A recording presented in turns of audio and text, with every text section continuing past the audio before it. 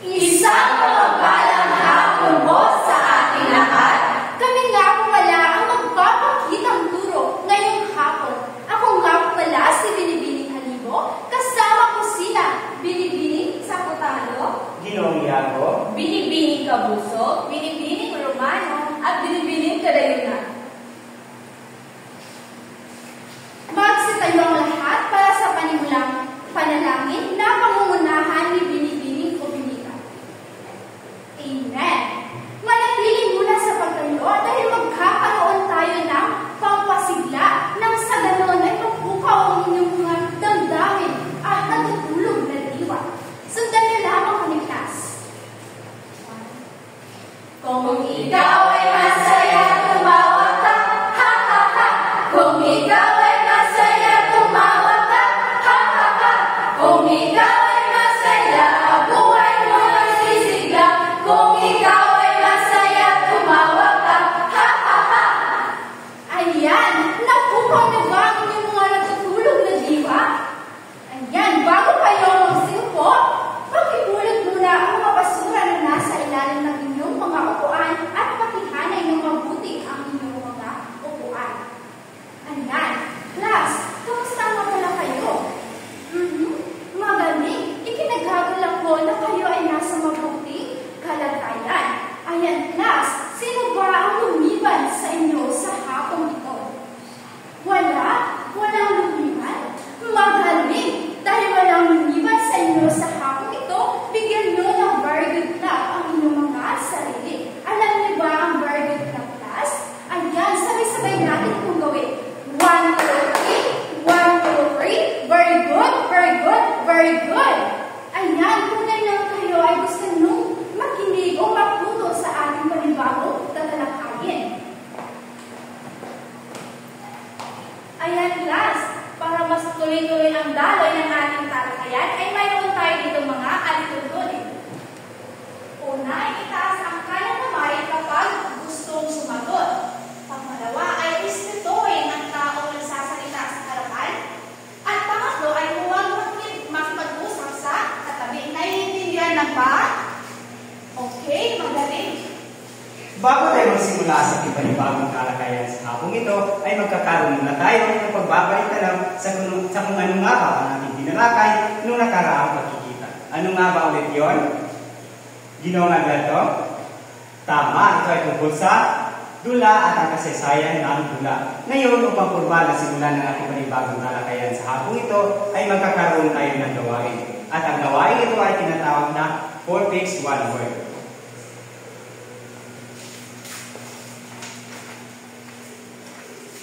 Sa pamamagitan ng apat na larawan dito sa harapan ay kukuhin niyo kung ano nga ba ang salitang nakapaloob rito.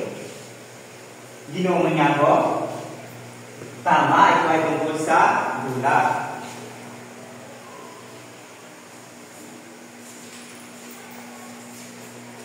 Sa tingin niyo, base sa mga larawan at base sa salitang nabuyo rito sa harapan, ay ano nga ba ang ating magiging topiko sa hapong ito? Okay, maaari ang ating topikong tatalakayin sa hapong ito ay tungkol sa mga uri ng dula.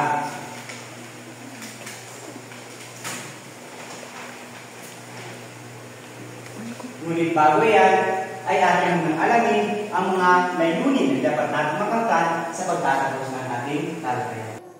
Ngunit bago natin himay-himayin at isa-isahin ang mga uri ng dula, ay ating munang alamin ang mga layunin na dapat natin makamtan sa pagtatapos ng ating talakayan.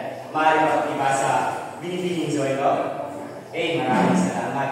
Class, ang ating tatalakayin sa umagang ito ay sa Class, ang ating tatalakayin sa hapong ito ay tungkol sa uri ng dula at kahalagahan ng dula. Okay, tatalakayin natin ay tungkol sa mga uri ng dula at kahalagahan ng dula. Ngayon ay sisimulan natin sa uri ng dula. Una ay ang trahedya. Maaari ba makibasa Binibining sa banda? Maraming salamat. Class, ang trahedya ay isang uri ng dula na kung saan tumutukoy sa taong nakakaranas ng matinding kahirapan, sitwasyon o maaaring mahantong sa kabiguan o kamatayan.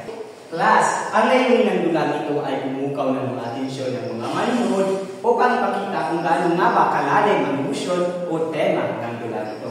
Halimbawa na lamang ng dulang trahedya class ay yung tinalakay natin nung nasa high school pa lamang tayo. Naalala niyo pa ba yung dulang Romeo at Juliet? Binibining Katubis? Yung namatay si Romeo at namatay din si Juliet. Ngayon, sa kasunod naman ay ang komedya. Maaari bang makibasa, Binibining sa Putalo? Maraming salamat. Class, ang komedya ay isang uri ng dula kung saan ito ay may tema. Ito ay may temang katatawanan. Ito ay may temang katatawanan at nagpapakita ito ng mga katawa-tawang sitwasyon o katawa-tawang aksyon ng mga karakter. Layunin itong mga liw sa mga manunood at magbigay ng kasiyahan. Ang halimbawa nito ay ang The Comedy of Errors ni William Shakespeare. Pangatlo ay ang melodrama. Maaari bang makibasa? Ginoong Maniagos. Maraming salamat. Class, ang melodrama ay isang uri ng dula na kung saan ito ay nagpapakita ng labis na emosyon, kalungkutan, at ito ay nagpapakita ng hinggalian laban sa kasamaan at kabutihan. Maaaring magbawi ang kasamaan at maaari din magbawi ang kabutihan. At ang halimbawa na lamang ito ay tungkol sa Lorande at Laura ni Francisco Balagtas. Ngayon, ang kasunod na uri ng dula ay tatalakayin ni Binibining sa Putalo. At ngayon class ay dumako naman tayo sa tragikomedya, farsa at sainete. So kapag sinasabi natin tragikomedya class ay maaari mo bang basahin Binibining Kapuso? Maraming salamat Binibining Kapuso. So class, kapag sinasabi natin tragikomedya class, ito ay ang pinagsama-sama trahedya at komedya na dula. So, ang isang tragikomedya class, ito ay isang uri ng dula o panitikan na kung saan ang isang tragikomedya ay may seryoso at malungkot na pangyayari tulad na lang ng kamatayan, kabiguan, trahedya, pero may mga halong nakakatawang eksena sa mga pangyayari o eksena at tauhan kung saan ang tauhan ay nagbibigay gaan sa mga mabibigat na tema. Halimbawa na lamang nito ay ang dula na Buhay ni Juan Tamad, na kung saan si Juan Tamad ay dumanas ng matinding kahirapan o dumanas siya ng matinding kahirapan dahil halimbawa na lamang nito class ay ang Buhay ni Juan Tamad, na kung saan si Juan Tamad ay dumanas ng matinding kahirapan dahil sa kanyang katamaran. Pero umabot din sa panahon na siya ay nagbago. Gumawa siya ng paraan upang siya ay umasenso. Ayan ang isang halimbawa sa isang tragikomedya. Sa ginawang dula ni Juan Tamad class, may mga nakikita din tayong mga nakakatawang eksena doon. At dumanas din siya ng mga trahedya. Tulad na lamang na pagkamatay ng kanyang magulang at ang pagkabuto. So, pangalawang class ay ang farsa. Ang farsa class isang dula ng puro kawalan at kalokohan. Karaniwan ito eksaminado at layunin alilin ang mga manunood. Sa farsa class, ito ay isang uri ng dula o panitikan na kung saan So, ang farsa class, ito ay isang uri ng dula o panitikan na kung saan layunin itong patawanin ang mga manunood sa pamamagitan ng lubhang eksahedero, katawa-tawa at madalas na walang hikad ng mga pangyayari o kilos ng mga tauhan. Karaniwang pinagamitan din ito ng mga slapstick, comedy at mga kalukuhan. Ang farsa class, ito ay ang mga alipin ng mga manunood. At ang paghulit class ay ang scientific. Ang scientific class, ito ay isang maikling dula na kung saan nagpapakita ito ng pang-araw-araw na sitwasyon ng buhay ng tao o karaniwan ng tao. Ngunit ito ay sinasadula sa nakakatawa at makabuluhang paraan. Layunin nito class ang katawanin at pagnilayan ang mga simpleng isyu sa lipunan, pamilya o sa komunidad. At ang kasunod naman ay tatalakayin ni Binibining Alibo.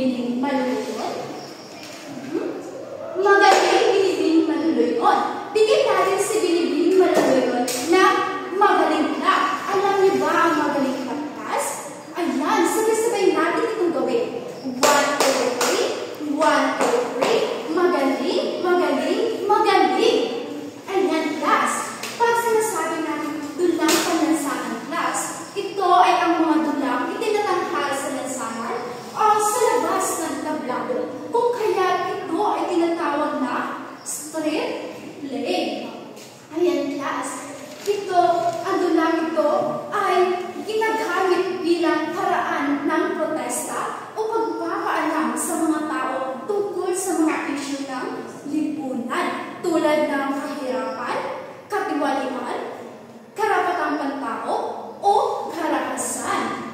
Ayan, class, sa dula ito o pagtatanghal ng dula ito ay hindi na kailangan na doon ka pa pumunta o magtatanghal sa isang formal talaga na entablado at hindi ito nangangailangan ng magarbong mga kagamitan. Class, pwede ka din magsuot lamang ng isang simpleng kasuotan at ang inyong mga sabi ko nga kanina ay hindi na kailangan ng magarbong kagamitan pa. Class, ang layunin ng dulang panlansangan upang gisingin ang kamalayan ng masa tungkol sa mga isyong panglipunan. Ayan, naintindihan nilang ba ang dulang panlansangan at kung ano ang layunin nito? Magaling! Ayan, dumako naman tayo sa kasunod at ito ay ang dula-dulaan. Binibining Zoilo, maaari mo ba itong basahin? Maraming salamat, Binibining Zoilo. Meron ka ba ditong ideya, Binibining Saputalo? Magaling, Binibining Saputalo. Tingnan natin kung ang iyong opinyon ay akma ba sa definisyon na nakalagay dito. Ayan, class, ang dula-dulaan, ito ay ang uri ng dula na karaniwang sinasagawa sa paaralan. Class, ito ay ginagamit ng mga guro upang mas may larawan ng mga mag-aaral ang isang paksang aralin at ang karanasan at ang tema sa pamamagitan ng malikhaing paraan. Ayan. Class, sa dula-dulaan ay meron silang simpleng banghay, ilang mga tauhan lamang at maikling. Yes, Ginoong Alberto, tama. Meron silang maikling tagpuan lamang. Ayan, class. Ang layunin ng dula-dulaan ay upang turuan ang mga mag-aaral ng pagpapahayag, pagtutulungan, at pag-uunawa sa isang aralin sa pamamagitan ng pag-arte. Ayan, naunawaan niyo lang ba ang dula-dulaan at ang layunin nito, class? Ayan, magaling. Ngayon naman ay dumako naman tayo sa panghuling bahagi o panghuling uri ng dula. Ito ay ang zarzuela. Pakibasa, Binibining Jesus.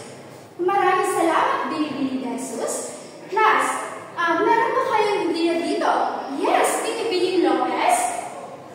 Magaling, Binibining Lopez. Bigyan natin si Binibining Lopez ng Raindrops Clap. Alam niyo ba yun, class? Ayan, sabay-sabay natin itong gawin. Raindrops Clap!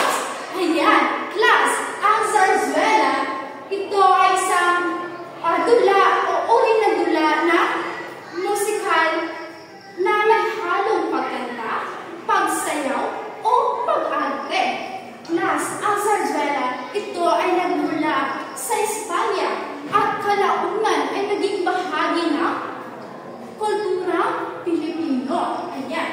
Class, ang mga awit ito ay nasa wikang Pilipino at kadalasang tema nito ay maaaring makabayan, panlipunan, at pag-ibig. Itong class ay itinatanghal sa entablado na may halong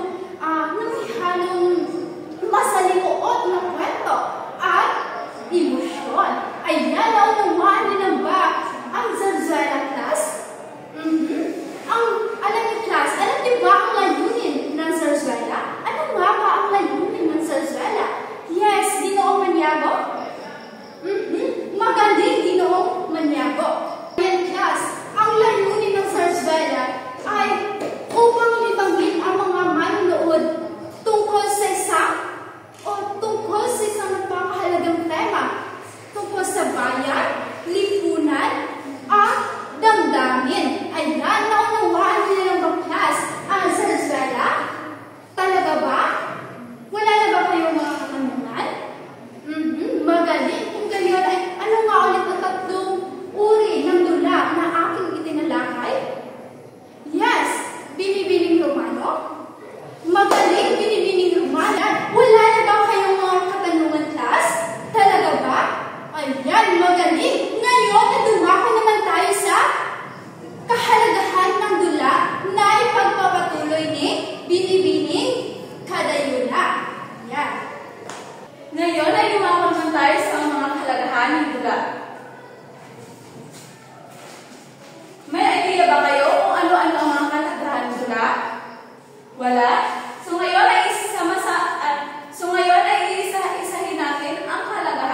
dula.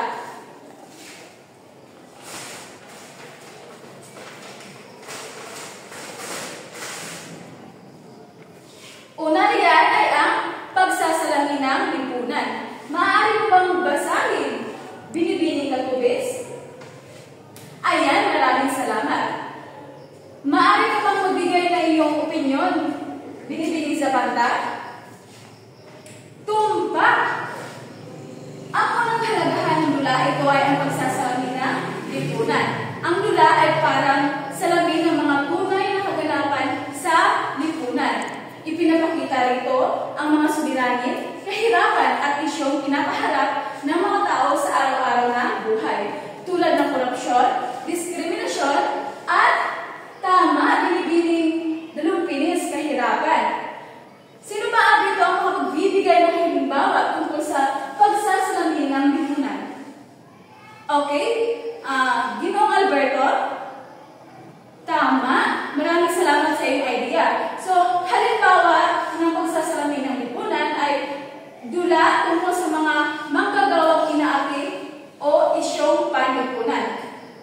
Ang dula ito ay tumatalakay sa kahirapan, diskriminasyon, tulad na lamang ng dula, binibining Zoilo, tulad ng dula, walang sugat ni Severino Reyes.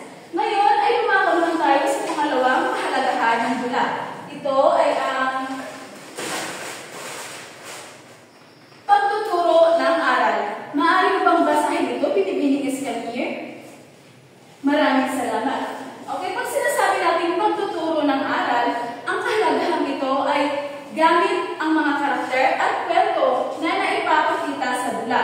Ang mga mabubuting asal at leksyon sa buhay tulad ng katapatan, paggalang sa mga magulang, at pagmamalasakit sa kapwa. Maaari ka bang magbigay ng halimbawa ng pagtuturo ng aral? Binibining de Jesus? Nakakapanood ka ba na isang tula na sa tingin mo ito ay nagtuturo sa iyong aral o mabubuting asal? Ayan! Tama! Ito ay tungkol sa matsing at pagod. So halimbawa ng pagtuturo ng asal ay ang dulang ito ay tungkol kung saan pinipili ng bida ang tama kahit mahirap ito. Isa pang halimbawa, ang dulang ito ay tungkol sa kabutihang loob o katapatan tulad ng sa bunganga ng pating. Sino pang makapagbibigay na iba pang halimbawa? O sino pa rito ang nakakapanood ng isang tula na nagtuturo ng mabubuting asal? Okay? Ginoong Yago. Tumpak! Bigyan natin si Ginoong Yago ng magaling clap. 1, 2, 3. 1, 2, 3. Magaling, magaling, magaling. Ngayon naunawaan lang ba ang ating tinalakay na dalawang kahalagahan ng dula? Ayan. At ngayon ay ipagpatuloy ni Binibining Kapusog ang iba pang kahalagahan ng dula. Ngayon ay ipagpapatuloy naman natin ang kahalagahan ng dula. Ano nga ulit ang pinalakay ni Binibining Kadayuna? Ano ang ulit yun? Binibining Romano? Ayan, magaling. Tunay ka nga nakikinig sa tinalakay ni Binibining Kadayuna. Ngayon ay ang kasunod natin tatalakayin ay ang tungkol sa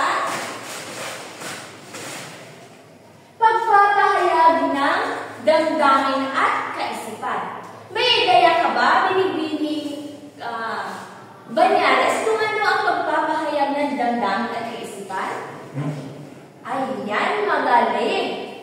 Pag sinabi natin pagpapahayag ng damdamin at kaisipan, ito ay pinapayagan ng dula ang mga tao na mailabas ang kanilang damdamin at opinyon tungkol sa iba't ibang bagay gaya ng pag-ibig, takot, galit o lungkot. Nakakatulong ito upang maunawaan. May mga ideya ba kayo o sino makapagbigay kung ano ang halimbawa ng pagpapahayag ng damdamin o at kaisipan? Binibining Alibo, maraming salamat. Halimbawa ng pagpapahayag ng damdamin at kaisipan, ito ay monologo tungkol sa isang nawala buhay. Ayan, intindihan niyo lang ba, class? Ayan, kung wala na kayo, may mga katanungan pa ba kayo? Ayan, lumako na tayo sa pang-apat.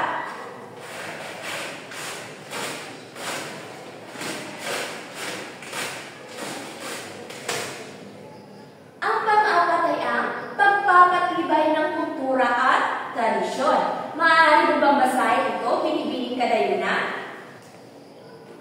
Maraming salamat. May ideya ka ba dito, Binibining Zoilo?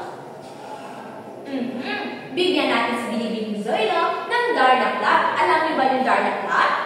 Ayan, sundan niyo lang ako. 1, 2, 3. 1, 2, 3. Ding ang bato. Darna! Yan. Pag sinabi natin pagpapatibay ng kultura at tradisyon, ito ay nagpapakita sa dula ang mga kaugalian, paniniwala at mga selebrasyon ng Pilipino. Sa ganitong paraan, napapanatili at naipapasa ito sa bagong henerasyon. Halimbawa na lang ng pagpapatibay ng kultura at tradisyon ay ang dula tungkol sa pista, harana o panliligaw noong unang panahon. Ayan, naintindihan niyo lang ba, class? Ayan, may mga katanungan pa ba kayo? Kung wala na, ay ipagpapatuloy ito ni Binibining Romano. Ayan, naiintindihan niyo lang ba ang tinalakay ni Binibining Kabusog? Magaling. Ang kasunod naman nating tatalakay ngayon ay ang aliwan at libangan. Maaari mo bang basahin, Binibining sa Patalo? Ayan, maraming salamat. Class, alam naman natin na ang dula ay isang sining na nagbibigay aliw at saya. Diba? Sa gitna ng stress natin sa buhay, o sa paaralan, sa bahay, o sa gawain, diba?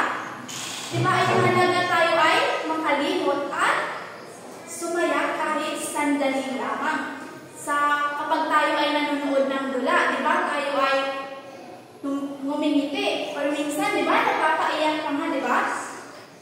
Kaya, pero higit pa sa aling class, ang dula ay minsan ay napapaisip din ito tungkol sa pamilya, pag-ibig, at sa lipunan. Halimbawa na lamang yung Florante at Laura. Diba?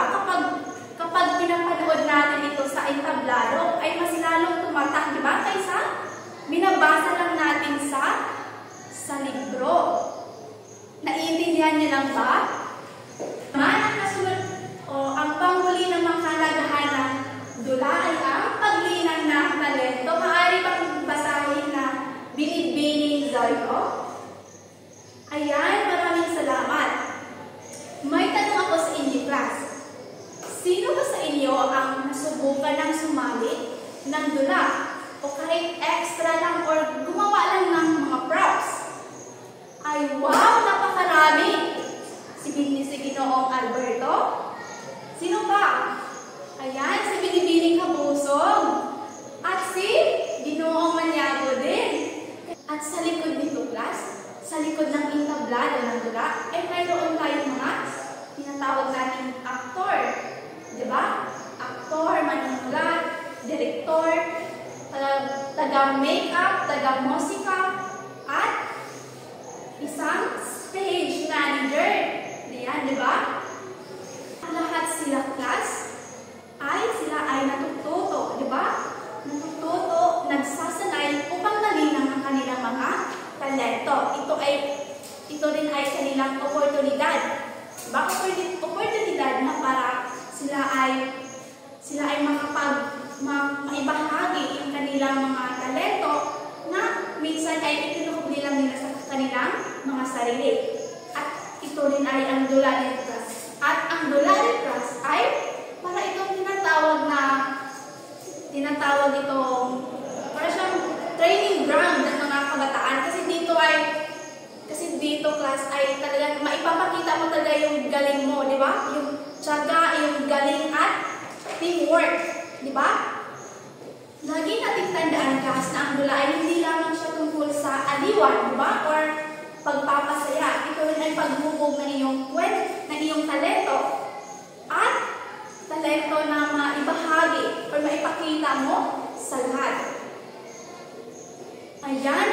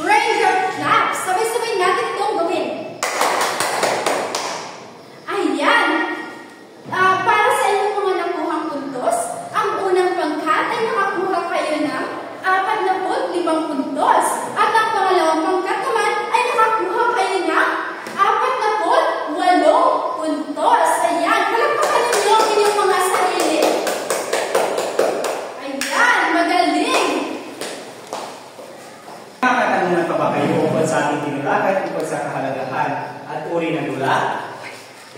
Wala na? Okay. Dahil wala na, ay ako ang magtatanong.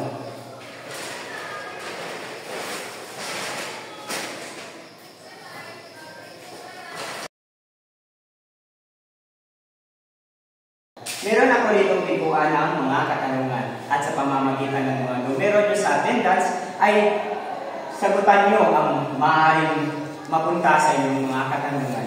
Para sa unang katanungan, numero 5. Okay, binibining kadayunan. Ito ang iyong katanungan.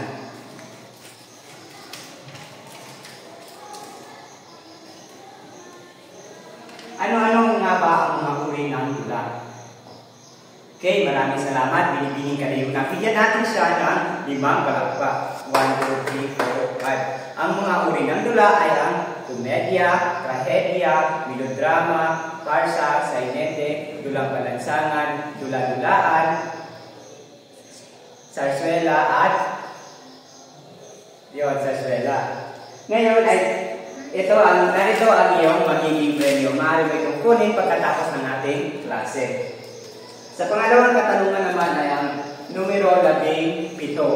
Binibining sa putalo. Ito ang iyong katanungan. Ano-ano ang mga kahalagahan ng dula? Okay, maraming salamat. Bigyan din natin si binibining sa putalo ng 5 palakpak. 1, 2, 3, 4, 5. At narito rin ang iyong magiging premyo. Kunin mo ito pagkatapos ng ating klase. And para naman sa pangatlong katanungan, numero 6, binibining katubis. Ano nga ba ang dula? Okay, maraming salamat. Binibining katubis. Bigyan natin si binibining katubis na 5 palakpak. 1, 2, 3, 4, 5. Narito na rin ang binibining katubis. Para naman sa panghuling katanungan ay numero 20. Binibining sa panta. Binibining joy. Ito ang iyong katanungan. Bilang isang mag-aaral, gaano nga ba kahalaga ang dula o ang mga uri ng dula at kahalagahan ng dula bilang bahagi ng panitikan? Okay, napakahusay. Last month, lagi natin tatandaan na ang dula ay mahalaga bilang bahagi ng panitikan sapagkat ito ay sumisimulo sa atin bilang isang tao o bilang isang individual o bilang isang Pilipinong ninitiraan dito sa ating bansa. Ngayon, narito ang iyong magiging premyo, binibining sulat at aring kukunin pagkatapos ng ating klase. Tagapan mga katanungan class. At kung wala ay magkakaroon tayo ng maikling pagsusulit. Pakibasa ng kanuno, binibining kadayunan. Okay, maraming salamat, binibining kadayunan. Bibigyan ko lamang kayo ng 5 minuto upang sagutan ang mga katanungan. Okay, tapos na ang iyong 5 minuto. Ipasa ang lahat ng papel sa harapan at ako na lamang ang magwawasto nito dahil wala na tayo sapat na oras. Para sa inyong takdang, ang dalit ay maaari ng basahin ng sabay-sabay.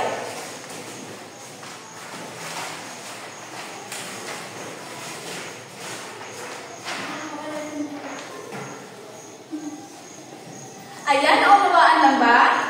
Wala na ba kayo katanungan sa inyong takdang aralin? Kung wala na, ay naway sa araw na ito ay may natutunan kayo at magamit nyo ito at may apply nyo ito sa inyong pang-araw-araw na buhay. Inaanyayahan ko ang lahat at tumayo para sa ating panghuling panalangin. Amen. Paalam at maraming salamat, class.